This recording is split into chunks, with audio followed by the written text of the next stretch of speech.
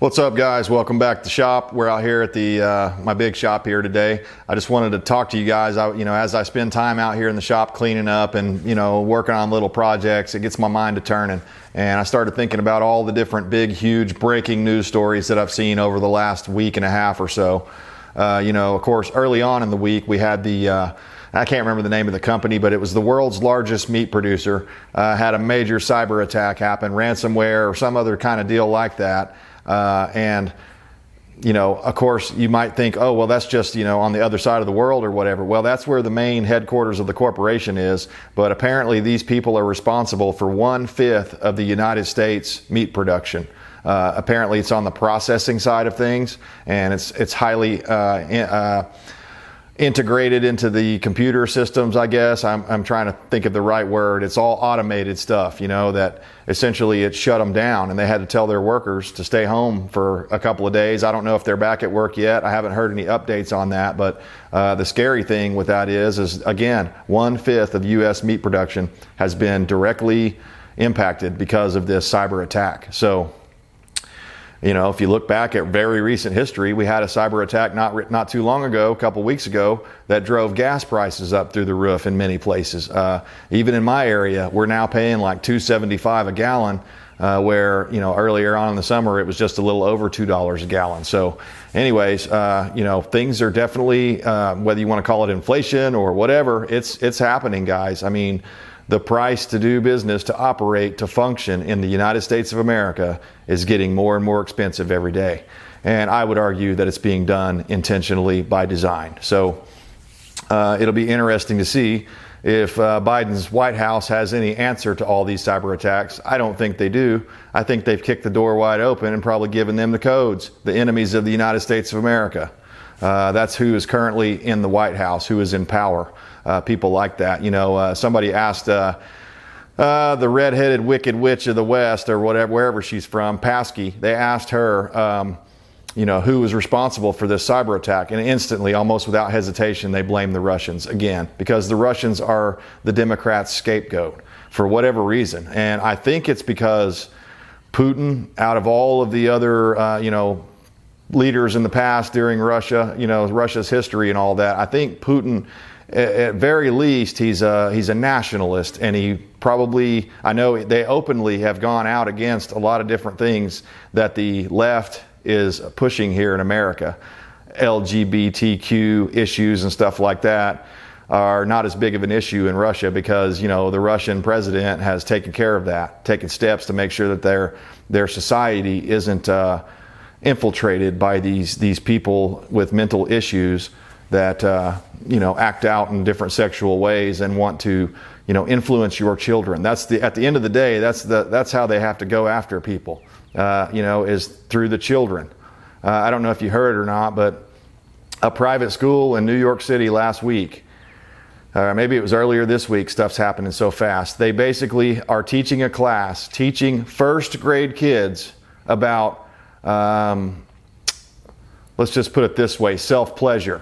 They're teaching first grade kids how to pleasure themselves sexually, which I think is highly, not only inappropriate, it's definitely not age appropriate, because kids that age aren't even thinking about that sort of thing. They're thinking about trying to color in the lines of their favorite coloring book and stuff. But the point is that we've talked about it for a while here on the Hands On channel, that the indoctrination has to start out younger and younger and younger. I mean, they will not be fully satisfied until they take the children away from the parents in the United States and raise them in some sort of, SJW woke leftist camp where everything is basically upside down. The founding fathers are bad. The founding of the United States of America is bad, but globalism good, liberalism good. I mean, think about it like this, guys.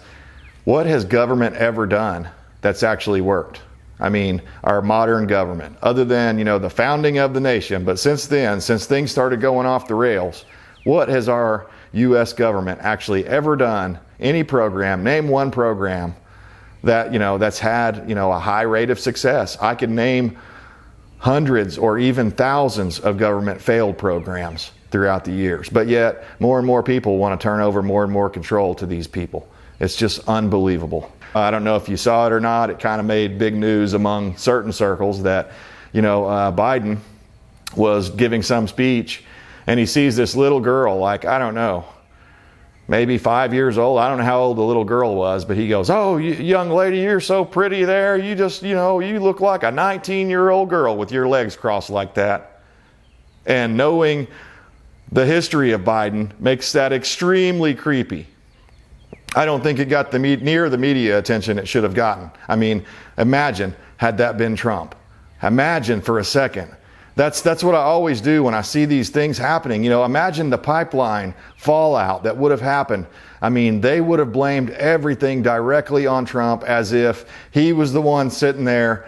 Basically, he had the keyboard and he could have stopped the cyber attack on the pipeline, but yet he chose not to. They would have blamed it on Trump and everything would have been his fault. Everything that has happened that's been bad up until this point during the Biden administration would have been directly blamed on Trump. No matter whether he had control of the thing or the situation or not, they would have found a way to blame it on him, or called him a racist, or called him a misogynist, or on and on and on, all the different things that they did. Yet these attacks, these cyber attacks keep happening. This is the second big one that we know of, not to mention the major failure by the U.S. government during the ice storm that cost many Texans their lives and stuff because they froze to death. Imagine that. You're so dependent on the system and you're so integrated to the system that you will lay there and freeze to death rather than figuring out a way to keep yourself warm. Unbelievable.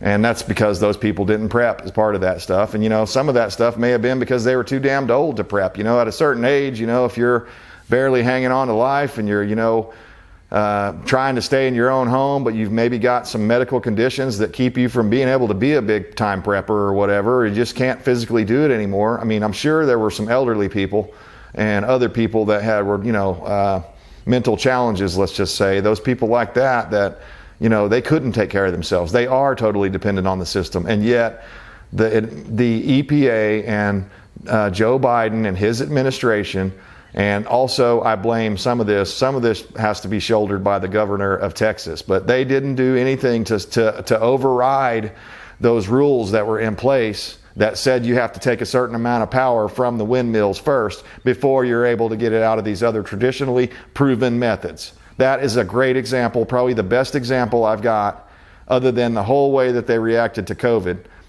The best smaller example is the failure of the Texas power grid because of the U.S. federal government. So I better move on here because we've got, I spent too much time on that. So the next big thing, this is huge, guys. This is bombshell news right here. I don't say that often, but this is freaking bombshell, and you need to seriously consider the ramifications of what was said in China.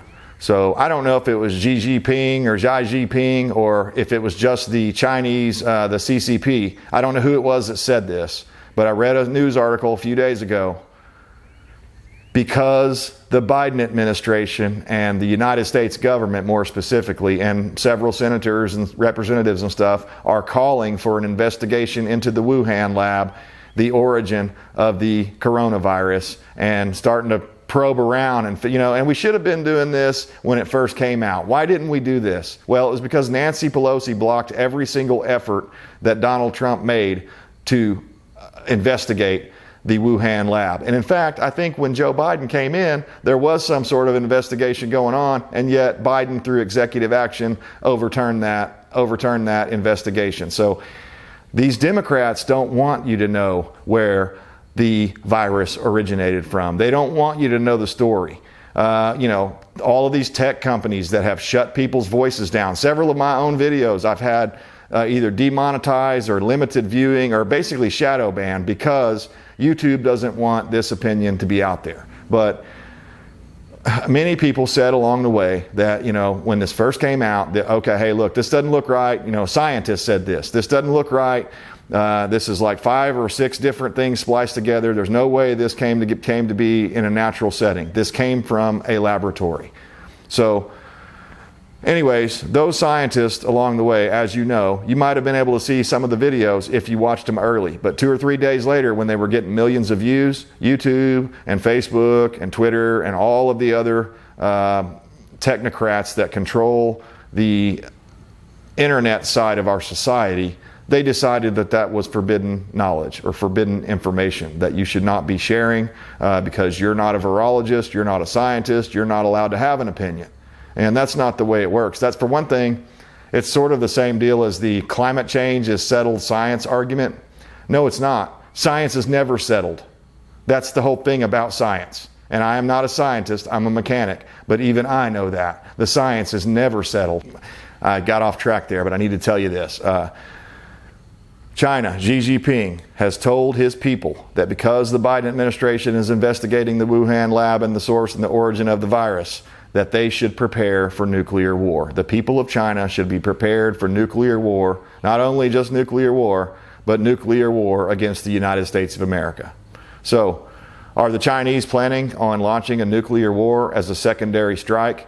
If you think like I do, I believe the coronavirus was the first strike in the war. All of these other cyber attacks are, many battles that are going on the sidelines, but I think it all originates from China. I think Xi Jinping and the CCP have got in bed with the globalists, at least on the surface. Maybe they're not truly globalists, they're just using the globalists to seize power in the world. And they want it to be, this has always blown my mind. Every president we've had, including Donald Trump, and that ought to raise your eyebrow a little bit. Every president we've had since the 60s or so, I believe it was the late 60s, early 70s, have agreed to this thing that China makes them basically kiss the ring. And what is the ring that they make them kiss? They make them say, okay, we support the one China policy. And I did a video a while back about China and the communist takeover of the world and stuff like that. And I talked a little bit about the one China policy. Well, what is it? It's this thing, sort of like the Muslims have. If they ever owned or occupied a land, they believe that land is theirs forever. So the one China policy is all of the land all around China, Taiwan, Hong Kong, everything else you can think of that China ever occupied in its history, according to the one China policy, belongs back to China. It will eventually go back to China. Every single president has signed on to the one China policy. Ask yourself this, why is that? Why is that? On the surface, I can look at that one China policy, and of course, I'm not privy to all this presidential information that they are when they get, the top secret information. But based on what I know about things, the one China policy only benefits China. It certainly doesn't benefit the United States of America, and it doesn't benefit the countries. Taiwan and Hong Kong, you've seen the stuff, hopefully, that's going on over there in Hong Kong, and certainly Biden's not going to do anything about it. He's part of it. He wants Hong Kong to go back to China. The question is why did Donald Trump sign on to the one China policy? That's pretty bizarre to me. Maybe I'm wrong, but if I'm remembering right, every single president has signed on to it since China first hatched this grand scheme back in the early 70s, late 60s. So it doesn't make any sense to me. No, we're not into the one China policy. We're not going to support because look at what they're doing. They've got this Belts and Roads Initiative thing, the Chinese, and I hope you're following that as well, or at least know a little bit about it. But it's essentially where China is building roads all over the world, but they're building these access roads that are, unbelievably long access roads bought and paid for by China. Well, what does that mean? Does that mean that under the one China policy that every American president has signed on to and every other world leader, that China owns that dirt underneath that road forever? I think that's exactly what it means in their eyes. We're seeing other things too. I sort of think that Iran is in cahoots with China. If nothing else, China uses Iran to do some of their bidding, and of course you've got Iran warships on the move right now. Things are heating up, guys. They're all the islands that China has been building, these artificial islands out in the sea that they're putting up these military installations and stuff like that. They have an end goal. And oh, by the way, one of the things that Xi Jinping or the CCP said when they were making that statement to their people about, prepare for nuclear war against the West, against the United States of America. he told them that they were going to increase their, well, I can't remember all the different names and stuff of their missiles, but they were going to increase all of their different capabilities. They're going to basically double up their efforts on their nuclear arsenal.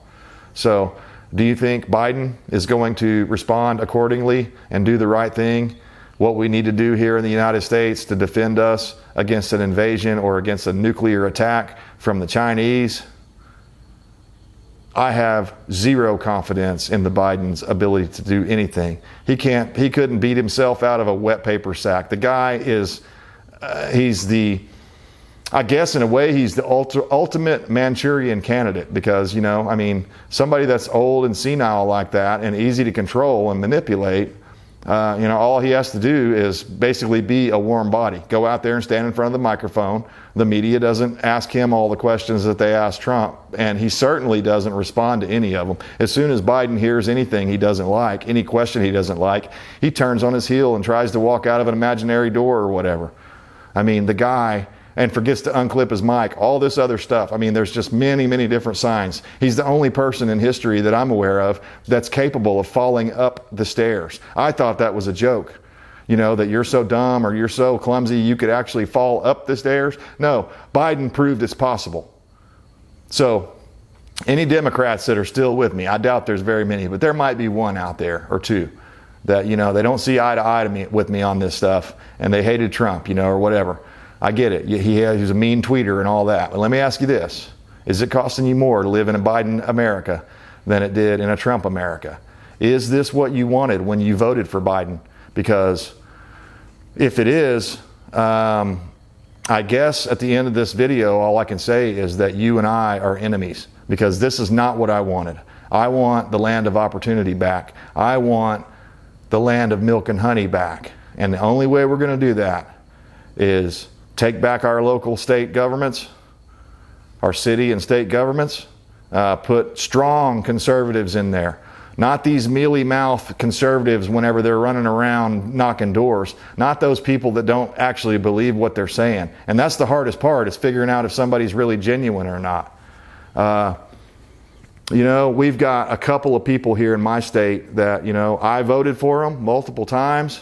This time around, I'll vote for the dadgum dog catcher before I'll vote for those people because of the way that they reacted on January 6th, because of other things that they have done to further the investigation put forth by the liberals to further investigate the insurrection, as they're calling it, on January 6th. Although we're learning more and more all the time that if it was an insurrection, it was the most peaceful insurrection I've ever seen in all of history, because nobody was armed, nobody even broke anything. There was a couple of instances where, the early on, I guess some people broke some barriers down and stuff like that, but there were plenty of other examples where the police were saying, yeah, come on this way, you can come in this way.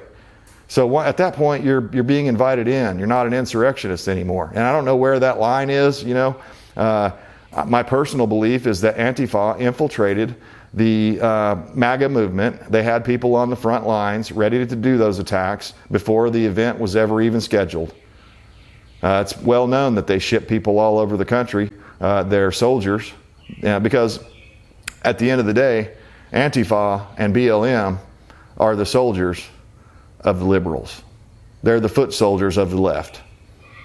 So I don't know what you're going to do with all that information, but I think it's very important to know what's going on, not only here in the United States, but around the world, because this feckless leader we have in place right now is no leader.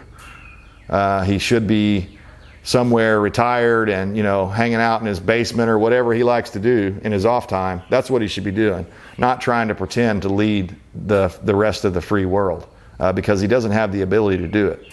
We're finding more and more stuff out about the dirty dealings that happened during the 2020 election. I find it interesting that if nothing, let me just leave the video with this question here. If nothing illegal or, how can I say this, dirty happened during the election in Maricopa County, then why did every Democrat in the country go batshit crazy at the thought that the truth was actually going to come out through an investigation? If there was no cheating, then they would have nothing to hide, right? That's the That's the MO of an innocent person. Why would all of these Democrats be suddenly, trying to get the right judges that were appointed by Soros and all this? Why are they doing this as it relates to this, voting investigation? I mean, I think that the answer is pretty crystal clear. It's because they did cheat. They know they're going to find evidence there of cheating. So, I don't know, guys. It's just, again, we're in the upside down. Stock up now. Meat shortages are coming. If there is a nuclear war and a nuclear attack, I honestly don't know how to tell you to prepare for that. I mean, you'd really need a nuclear bunker and, years and years worth of food and storage and water storage. Most of us can't do that. I'm going to leave you with a question. Is Biden going to lead us into a all-out war with China? Is that part of the end goal, to break the country?